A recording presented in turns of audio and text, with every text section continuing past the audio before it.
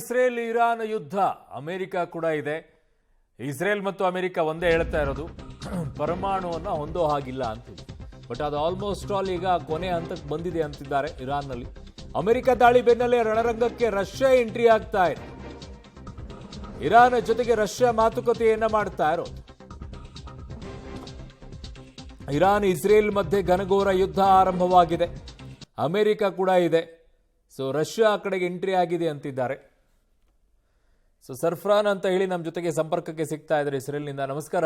ಇಸ್ರೇಲಿಂದ sir, Bahrain. ಓ, Bahrain ಅಲ್ಲಿ ಇದ್ದೀರಾ? Okay. So Bahrain ಅಲ್ಲಿ ಯಾವ ರೀತಿ ಅಂತ ಪರಿಸ್ಥಿತಿ ಇದೆ ಇವತ್ತು? ಏನಾಯ್ತು? ತುಂಬಾ ಆತಂಕದ ಪರಿಸ್ಥಿತಿ ಸರ್. ಇವತ್ತು ಬೆಳಿಗ್ಗೆ 10 ಗಂಟೆಗೆ ನಾವು ನೋಡುವಾಗ ನೋಡಿ, ನನ್ನ ಹಿಂದ್ಗಡೆ ಕಾಣಿಸ್ತಾ ಇದೆಯಲ್ಲ, ಹೊಗೆ ಹೋಗ್ತಾ ಇರೋದು ಕಾಣಿಸ್ತಾ ಇದೆಯಾ? ಕಾಣಿಸ್ತಾ ಇದೆ. ಅಲ್ಲಿ ಅಮೆರಿಕನ್ ಬೇಸ್ ಇರೋದು. ಅಮೆರಿಕನ್ ಅವರ ವಾಯುನೆಲೆ ನೋಡಿ, ಶಬ್ದ ಎಲ್ಲ ಇದು ಏನು ಕೇಳಿಸ್ತಾ ಇದೆ, ಅಲ್ಲಲ್ಲಿ ಬೀಳ್ತಾ ಇದೆ. ಇರಾನ್ ಅವರು ದಾಳಿ ಮಾಡ್ತಾ ಇರೋದು ಇಲ್ಲಿಗೆ. ಸೊ ಇನ್ನು ದಾಳಿ ಆಗ್ತಾನೆ ಇದೆಯಾ? ಹೌದು. ಇವಾಗ ನೋಡಿ ಎಲ್ಲ ಇಲ್ಲಿನ ನಿವಾಸಿಗಳೆಲ್ಲ ಹೊರಗಡೆ ಎಲ್ಲ ಬಂದು ತುಂಬಾ ಆತಂಕಕ್ಕೀಡಾಗಿದ್ದಾರೆ. ಇವಾಗ ನೋಡಿ ಅದರ ಶಬ್ದ ಎಲ್ಲ ಕೇಳಿಸ್ತಾ ಇದೆ. ಬಹ್ರೈನ್ ನಲ್ಲಿ ಇರೋದು ಏನು ಅಮೆರಿಕನ್ ಬೇಸ್ ಬಹ್ರೈನ್ ನಲ್ಲಿ ದೊಡ್ಡದಾಗಿದೆ ಅದು. ಹೌದು. ಅಂದ್ರೆ ಅಮೆರಿಕ ಮೇಲೆ ದಾಳಿ ಮಾಡಿದಾಗ ಅವರು ಮುಂಚೆನೆ ಹೇಳಿದ್ರು, ಗಲ್ಫ್ ಕಂಟ್ರಿಯಲ್ಲಿ ಇರುವಂತಹ ಎಲ್ಲಾ ಬೇಸ್ ಗಳ ಮೇಲೆ ನಾವು ದಾಳಿ ಮಾಡ್ತೇವೆ ಅಂತ ಹೇಳಿ. ಅದೇ ರೀತಿ ಅವರು ಇಲ್ಲಿ ದಾಳಿ ಮಾಡಿದ್ದಾರೆ. ಆಲ್ರೆಡಿ ದಾಳಿ ಮಾಡಿ ಆಗಿದೆ. ಇಲ್ಲಿ ಅಲರ್ಟ್ ಮೆಸೇಜ್ ಬಂದಿದೆ, ಬೆಳಿಗ್ಗೆ ಬಂದಿತ್ತು. ಸೈರನ್ ಮೊಳಗ್ತಾ ಇದೆ. ತುಂಬಾ ಮಂದಿ ಕನ್ನಡಿಗರೆಲ್ಲ ಇದ್ದಾರೆ ಅಲ್ಲಿ. ಅಮೆರಿಕನ್ ನೇವಿ ಬೇಸ್ ಒಳಗಡೆ ಕೂಡ ತುಂಬಾ ಮಂದಿ ಕನ್ನಡಿಗರು, ಬೆಂಗಳೂರವರು, ಮಂಗಳೂರವರೆಲ್ಲ ಕೆಲಸ ಮಾಡ್ತಾ ಇದ್ದಾರೆ. ಒಂಥರ ತುಂಬಾ ಆತಂಕದ ಪರಿಸ್ಥಿತಿ ಸರ್. ನಾವು ಯುದ್ಧವನ್ನೆಲ್ಲ ಈ ತರ ಟಿವಿಗಳಲ್ಲೆಲ್ಲ ಕೇಳ್ತಾ ಇದ್ವಿ, ನೋಡ್ತಾ ಇದ್ವಿ. ಆದ್ರೆ ಇವಾಗ ನಮ್ಮ ಕಣ್ಣ ಮುಂದೆ ನೋಡಿ ಸರ್, ಇಲ್ಲಿ ನಾನಿರುವಂತ ಒಂದು 4 ಕಿಲೋಮೀಟರ್ ದೂರ ಇರೋದು. ಅಲ್ಲಿ ಕಾಣಿಸ್ತಾ ಇದೆಯಾ ದಟ್ಟವಾದ ಹೊಗೆ? ಕಾಣಿಸ್ತಾ ಇದೆ. ಅದು ಬಹ್ರೈನ್ ನಲ್ಲಿರುವಂತ ಅಮೆರಿಕನ್ ಬೇಸ್. ಇಲ್ಲಿಂದ ಮಿಲಿಟರೀಸ್ ಅವರ ಏನು ಹಡಗುಗಳು, ಶಿಪ್ ಅದು ಇದೆಲ್ಲ ಇರೋದು ಇಲ್ಲಿ ಬಹ್ರೈನ್ ನಲ್ಲಿ. ದೊಡ್ಡ ಏನು ತುಂಬಾ ಸ್ಟ್ರಾಂಗ್ ಬೇಸ್ ಇರೋದು ಬಹ್ರೈನ್ ನಲ್ಲಿ. ಹೌದು. ಸೊ ಇರಾನ್ ಈಗ ನೇರವಾಗಿ ದಾಳಿ ಮಾಡಿದೆ ಅಲ್ಲಿ ಅಮೆರಿಕ ಬೇಸ್ ಮೇಲೆ. ಅಮೆರಿಕನ್ ಬೇಸ್ ಮೇಲೆ ದಾಳಿ ಮಾಡಿದೆ. ಅದನ್ನು ಅವರು ಒಪ್ಪಿಕೊಂಡು ಕೂಡ ಆಗಿದೆ ಇರಾನ್ ಅವರು. ದೊಡ್ಡ ಮಟ್ಟದ ಡ್ಯಾಮೇಜ್ ಆಗಿದೆಯಾ ಈಗ ಅಲ್ಲಿ? ದೊಡ್ಡ ಮಟ್ಟದ ಡ್ಯಾಮೇಜ್ ಆಗಿರ್ಬೋದು ಅಂತ ಇವಾಗ ಏನು ಗೊತ್ತಾಗ್ತಾ ಇಲ್ಲ ಯಾರಿಗೂ ಕೂಡ.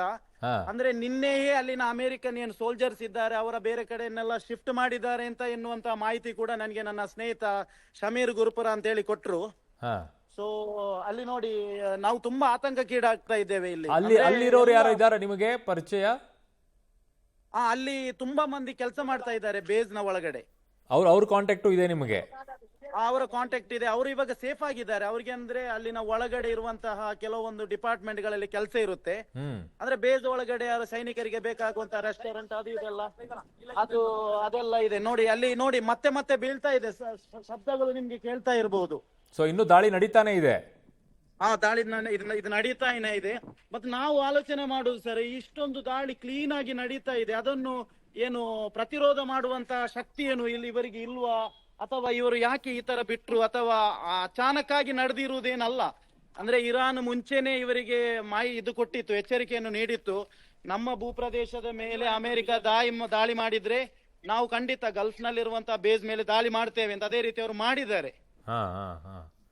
ನಮ್ಗೆ ತುಂಬಾನೇ ಆತಂಕಕ್ಕೆ ಈಡಾಗ್ತಾ ಇದೆ ಸರ್. ನಮ್ಗ ಗಲ್ಫ್ ಕಂಟ್ರಿಯಲ್ಲಿ ಇರುವಂತಹ ಎಲ್ಲ ಜನರಿಗೂ, ನಮ್ಮ ದೇಶದವರಿಗೆ ಮಾತ್ರ ಅಲ್ಲ, ಮನುಷ್ಯ ಅಂದ್ಮೇಲೆ ಮಾನವೀಯತೆ ಇರ್ಬೇಕಲ್ಲ ಸರ್. ಎಲ್ರಿಗೂ ಬೇಕಾಗಿ ಎಲ್ರು ಪ್ರಾರ್ಥನೆ ಮಾಡ್ಬೇಕು. ಏನು ಆಗದಿರ್ಲಿ, ಜಗತ್ತಿನಲ್ಲಿ ಶಾಂತಿ ನೆಲೆಸ್ಲಿ. ಏನೋ ದ್ವೇಷ, ಏನೋ ಅವರ ಮುಂಚಿನಿಂದ ಬಂದಂತಹ ದ್ವೇಷ ಇರಬಹುದು. ಬಟ್ ಇದಕ್ಕೆಲ್ಲ ಯುದ್ಧದಲ್ಲಿ ಬಲಿಯಾಗುವುದು ಖಂಡಿತವಾಗಿಯೂ ಜನಸಾಮಾನ್ಯರು ಅಂತ ಹೇಳ್ಬಹುದು. ಹೌದಲ್ವಾ? ಖಂಡಿತ, ಅದರಲ್ಲಿ ಅನುಮಾನನೇ ಇಲ್ಲ. ಸಾವು ನೋವು ಆಗೋದು ಸಾಮಾನ್ಯ ಜನರದ್ದೇ ಆಗುತ್ತೆ. ಸೊ ದೊಡ್ಡ ಮಟ್ಟದಲ್ಲಿ ನಷ್ಟ ಆಗುತ್ತೆ. ನಾನಿರೋದು ನೋಡಿ, ನಿಮ್ಗೆ ಕಾಣಿಸ್ತಾ ಇರ್ಬೋದು, ಬಹ್ರೈನ್ ನ ಕ್ಯಾಪಿಟಲ್ ಮನಾಮ ಅಂತ ಹೇಳಿ ಕಟ್ಟಡ ಎಲ್ಲ ಕಾಣಿಸ್ತಾ. ಅದು ಬಹ್ರೈನ್ ನ ಹಾರ್ಬರ್ ಏನು ದೊಡ್ಡ, ಅದು ನೋಡಿ ಟ್ವಿನ್ ಟವರ್. ಸೊ ಇಲ್ಲಿ ನೋಡಿ, ಇಲ್ಲಿ ಉಂಟಲ್ವಾ, ಇಲ್ಲಿ ನಮ್ಮ ಫ್ಲಾಟ್ ಹೊರಗಡೆ ಎಲ್ಲ ಬಂದು ನೋಡುವಾಗ ಎಲ್ಲ ಮಕ್ಕಳು, ಹೆಂಗಸರೆಲ್ಲ ಏನು ಕೂಗ್ತಾ ಇದ್ರು ಆತಂಕದಿಂದ. ಅಂದ್ರೆ ಯಾವ ಕ್ಷಣದಲ್ಲಿ ಏನಾಗುತ್ತೆ ಅಂತ ಹೇಳಲಿಕ್ಕೆ ಸಾಧ್ಯ ಆಗುದಿಲ್ಲ. ಮತ್ತೊಂದು ವಿಷಯ ಏನಂದ್ರೆ ಸರ್, ಎಕ್ಸಾಕ್ಟ್ಲಿ ಅದೇ ಸ್ಥಳಕ್ಕೆ ಅವರು ಇರಾನ್ ಅವರು ದಾಳಿ ಮಾಡಿರೋದು. ಅದೊಂದು ಏನು ಅಚ್ಚರಿಯೋ ಅಥವಾ ಆ ತರದ ತಂತ್ರಜ್ಞಾನ ಅವರಲ್ಲಿ ಇದೆಯೋ ಅಂತ ಹೇಳುವುದು ಕೂಡ ಒಂದು ಅಚ್ಚರಿಯ ವಿಷಯ. ಎಕ್ಸಾಕ್ಟ್ಲಿ ಇರಾನ್ ಏನು ನಮ್ಗೆ ಹತ್ತಿರದ ದೇಶ ಏನಲ್ಲ ಬಹ್ರೈನ್ಗೆ. ಹಾ ತಮ್ಗೆ ಗೊತ್ತಿರ್ಬೋದು, ಒಂದು 2000 ಕಿಲೋಮೀಟರ್ ಇಲ್ಲಿಂದ ದೂರ ಇರುವಂತಹ ಒಂದು ಕಂಟ್ರಿ ಅದು. ಹಾ ಹಾ ಸೊ ಎಕ್ಸಾಕ್ಟ್ಲಿ ನೋಡಿ, ಅಲ್ಲಿ ಅಮೆರಿಕನ್ ನೇವಿ ಬೇಸ್ ಇರೋದು ಅಲ್ಲೇ, ಎಕ್ಸಾಕ್ಟ್ಲಿ ಅಲ್ಲಿಗೇನೆ ಅವರು ಅದು ಹಾಕಿರೋದು. ಬೇರೆ ಇದುವರೆಗೂ ಕೂಡ ಯಾರ ಪ್ರಾಣಹಾನಿ ಆಗಿರುವಂತ ಯಾವುದೇ ನ್ಯೂಸ್ಗಳು ಬಂದಿಲ್ಲ ಇದುವರೆಗೂ, ನನ್ನ ಕಿವಿಗೆ ಕೇಳಿಸ್ಲಿಲ್ಲ. ಸೊ ಮಾತ್ರ ಜನರೆಲ್ಲ ತುಂಬಾ ಆತಂಕದಲ್ಲಿದ್ದಾರೆ. ಅಲ್ಲ, ಈ ಬಹ್ರೈನಲ್ಲಿ ಇರುವಂತ ಪಾಪ್ಯುಲೇಷನ್ 1.58 ಮಿಲಿಯನ್, ಒಂದು 15-16 ಅಷ್ಟೇ ನಮ್ಮ ಲಕ್ಷ ಒಂದು ಅಷ್ಟೇ ಸಣ್ಣ ಜನ ದಕ್ಷಿಣ ಇರೋದು. ಕನ್ನಡ ಜಿಲ್ಲೆಯಷ್ಟು ಕೂಡ ಇಲ್ಲ. ಅದೇ 15-16 ಲಕ್ಷ ಜನ ಇರುವಂತಹ ಪಾಪ್ಯುಲೇಷನ್ ಇರುವಂತದ್ದು ಬಹ್ರೈನಲ್ಲಿ. ಅಷ್ಟೇ. ಬಟ್ ಈ ಭಾಗದಲ್ಲಿ ಇಲ್ಲಿ ನೇವಿ ಬೇಸ್ ಅತಿ ಹೆಚ್ಚಾಗಿದೆ ಅಮೆರಿಕದೇ, ನಿಮ್ಮ ಆ ಭಾಗದಲ್ಲಿ ಕಾಣಿಸ್ಕೊಳ್ತಾ ಇರುವಂತ ಜಾಗ. ಬಟ್ ಹೌದು, exactly. ಅಲ್ಲಿರುವಂತ ಜನರಿಗೆ ಹೇಗೆ ಅಲರ್ಟ್ ಮಾಡ್ತಾರೆ, ಯಾವ ರೀತಿ ಅಲರ್ಟ್ ಮಾಡ್ತಾರೆ? ಏನ್ ಗೊತ್ತಾ ಸರ್, ಒಂದು ತಿಂಗಳ ಹಿಂದೆಯೇ ಏನು ಕೆಲವೊಂದು ನಮ್ಮ ಎಲ್ಲರ ಮೆಸೇಜ್ ಇದು ಮೊಬೈಲ್ಗೆ ಮೆಸೇಜ್ ಬಂದಿತ್ತು, ಈ ತರ ಆಗುವಂತ ಚಾನ್ಸಸ್ ಇರುತ್ತೆ. ಸೊ ಅವಾಗ ಯಾರು ಕೂಡ ಪ್ಯಾನಿಕ್ ಆಗಬೇಡಿ, ನಾವೆಲ್ಲವನ್ನು ಕೂಡ ಹ್ಯಾಂಡಲ್ ಮಾಡ್ತೇವೆ ಅಂತ ಹೇಳಿ ಇಲ್ಲಿನ ಡಿಫೆನ್ಸ್ ಮಿನಿಸ್ಟ್ರಿ ಅವ್ರದ್ದು ಮೆಸೇಜ್ ಎಲ್ಲ ಬಂದಿತ್ತು. ಆದ್ರೂ ಕೂಡ ನಾನೆಲ್ಲ ಇದು ಎಕ್ಸ್ಪೆಕ್ಟ್ ಮಾಡಿಯೇ ಇಲ್ಲ ಈ ತರ ಆಗ್ಬಹುದು ಅಂತ. ನೀವು ನೋಡಿ ಸರ್, ಯುದ್ಧವನ್ನು ನಾವು ಎಲ್ಲೋ ಕೇಳಿರ್ಬೋದು ಆ ದೇಶದಲ್ಲಿ ಆಗುತ್ತಂತೆ, ನಮ್ಮ ಕಣ್ಣ ಮುಂದೆ ಇವಾಗ ನಡೀತಾ ಇದೆ. ಅಂದ್ರೆ ಇಲ್ಲಿಗೆ ಏನೋ ಬ್ಯಾಲಿಸ್ಟಿಕ್ಸ್ ಬಾಂಬ್ಗಳೇನೋ ಬೀಳ್ತಾ ಇದೆ ಇವಾಗ, ನಾವು ಕಣ್ಣಾರೆ ಲೈವ್ ನಾನು ಇವತ್ತು ನೋಡಿದ್ದೇನೆ. ಎಷ್ಟು ವರ್ಷದಿಂದ ಇದ್ದೀರಾ ನೀವು ಬಹ್ರೈನಲ್ಲಿ? ಏನು, ಎಷ್ಟು ವರ್ಷದಿಂದ ಇದ್ದೀರಾ? ನಾನು ಕಳೆದ 12 ವರ್ಷಗಳಿಂದ 12 ವರ್ಷದಲ್ಲಿ ಒಂದು ಬಾರಿನೂ ಈ ರೀತಿಯಾಗಿ ಯಾವುದೇ ದಾಳಿ ಬಾಂಬ್ ಬಿದ್ದಿರುವಂತದ್ದು ಏನೂ ಗೊತ್ತಿಲ್ಲ, ನೋಡಿಲ್ಲ ನೀವು? ಇಲ್ಲ, ಯಾವುದೇ ರೀತಿಯ ಗಲ್ಫ್ ಕಂಟ್ರಿಗೆ ದಾಳಿ ಆಗಿರೋದು ನಾನು ಕೇಳಲೇ ಇಲ್ಲ. ಒಂದು 3-4 ಮಂತ್ಸ್ ಬ್ಯಾಕ್ ಒಂದು ಸಣ್ಣ ಏನೋ ಕತಾರ್ಗೆ ಏನೋ ಒಂದು ಸಣ್ಣ ದಾಳಿ ಆಗಿತ್ತು ಅಂತ ಮಾತ್ರ ಕೇಳ್ಪಟ್ಟಿದ್ದೆ. ಅದು ಕೂಡ ಒಂದೇನೋ ಸಣ್ಣ ದಾಳಿ, ಅದು ಮತ್ತೆ ಎಲ್ಲ ಸರಿಯಾಗಿತ್ತು. ಬಟ್ ಇದು ಸತತವಾಗಿ ನಾನೇ ಇವಾಗ ಬಂದು ಬಿಲ್ಡಿಂಗ್ ಮೇಲೆ ನಿಂತುಕೊಂಡಿರೋ ಸುಮಾರು 2.5 ಗಂಟೆಯಿಂದ ನಿಂತ್ಕೊಂಡಿದ್ದೇನೆ.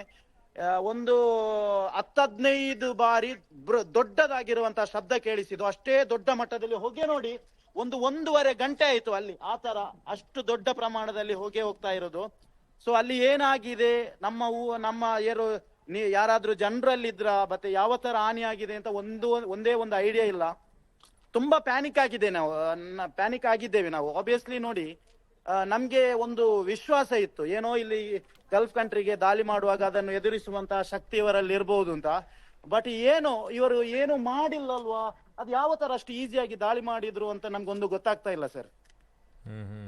ಎಷ್ಟು ಟೋಟಲ್ ಕನ್ನಡಿಗರು ಎಷ್ಟಿದ್ದಾರೆ ಬಹ್ರೈನಲ್ಲಿ?